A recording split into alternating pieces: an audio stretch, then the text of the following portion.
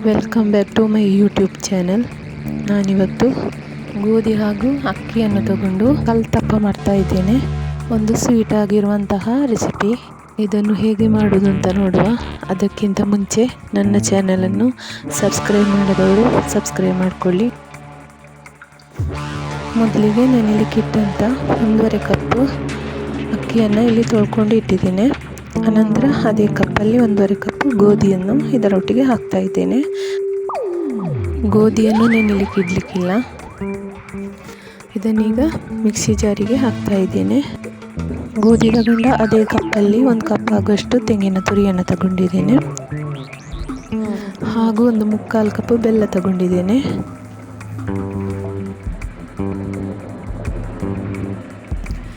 ಎರಡು ಏಲಕ್ಕಿಯನ್ನು ಹಾಕ್ತಾ ಇದ್ದೇನೆ. ಹಾಗೂ ರುಚಿಗೆ ತಕ್ಕಷ್ಟು ಉಪ್ಪನ್ನು ಹಾಕಿಕೊಂಡು ಇದನ್ನು ನೈಸಾಗಿ ಗ್ರೈಂಡ್ ಮಾಡಬೇಕು. ಗ್ರೈಂಡ್ ಮಾಡಲಿಕ್ಕೆ 1 ಕಪ್ ಆಗುವಷ್ಟು ನೀರನ್ನು ತಗೊಂಡು ನೈಸಾಗಿ ಗ್ರೈಂಡ್ ಮಾಡ್ತಾ ಇದ್ದೇನೆ. ಇಲ್ಲಿ 1 ಮೀಡಿಯಂ ಸೈಜಿನ ನೀರುಳ್ಳಿಯನ್ನು ಸಣ್ಣದಾಗಿ ಕೊಚ್ಚಿಟ್ಟುಕೊಂಡಿದ್ದೇನೆ. ಈ ಒಂದು ಪಾತ್ರೆಯನ್ನು ಬಿಸಿಯಾಗಲಿಕ್ಕಿಟ್ಟು ಅದಕ್ಕೆ ಸ್ವಲ್ಪ ಎಣ್ಣೆಯನ್ನು ಹಾಕಿಕೊಂಡು ಅದರಲ್ಲಿ ಈ ನೀರುಳ್ಳಿಯನ್ನು ಫ್ರೈ ಮಾಡ್ತಾ ಇದ್ದೇನೆ.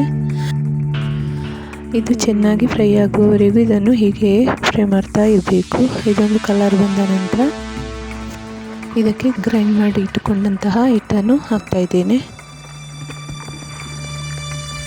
ಒಂದು ಸೌಟಲ್ಲಿ ಹಿಟ್ಟನ್ನು ಸ್ವಲ್ಪ ಹೀಗೆ ಮಾಡಬೇಕು.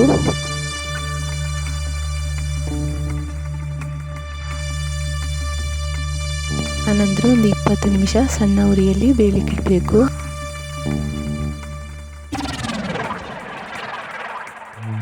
ಇಪ್ಪತ್ತು ನಿಮಿಷ ಕಳೆದ ನಂತರ ಮುಚ್ಚಳ ತೆಗಿತಾ ಇದ್ದೇನೆ. ಈಗ ಇದು ಬೆಂದಿದೆ.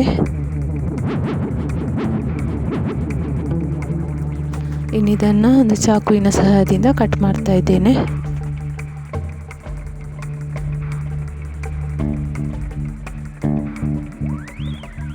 ಬೇಕಾದ ರೀತಿಗೆ ಕಟ್ ಮಾಡಿಕೊಂಡ್ರೆ ಆಯಿತು.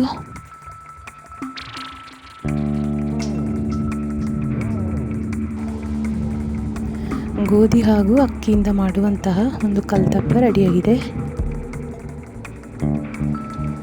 ಸಂಜೆಗೆ ಸ್ನ್ಯಾಕ್ಸ್ ಆಗಿ ಟೀ ಅಥವಾ ಕಾಫಿಯೊಂದಿಗೆ ತಿನ್ನಲಿಕ್ಕೆ ಸೂಪರ್ ಆಗಿರ್ತದೆ.